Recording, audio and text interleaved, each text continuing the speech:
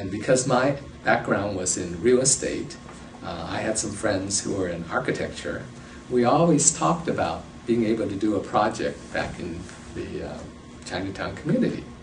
And I was familiar with some of the locations in Chinatown that were blighted, that represent potential development. And the site we focused on was the 8th and Harrison building that was formerly known as the Lion Moving and Storage Company. It was a huge warehouse building built in the 1920s. It was a very ornate terracotta architecture. It had been vacated for a number of years. And my architect friend, Andy G., and I talked about it many times. He was still in school, I was just out working in real estate, and we would always talk about what we can do as a development project. And he was more of a dreamer than I was. I was probably a little more practical.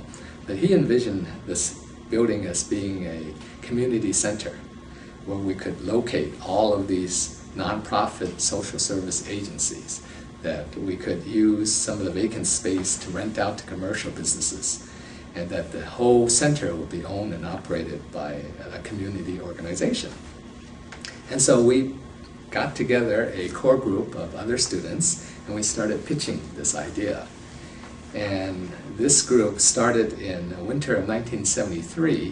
By 1975, we had incorporated as the East Bay Asian Local Development Corporation.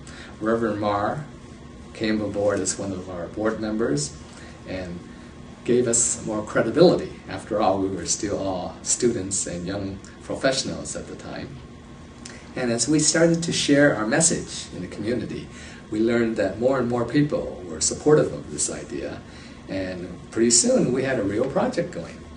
And the Asian Resource Center was finally completed around 1983, costing much more than we ever thought it would cost. And I guess if we knew back in the original days what we knew when we had to raise the funds to build it, we may not have done it because it was so difficult.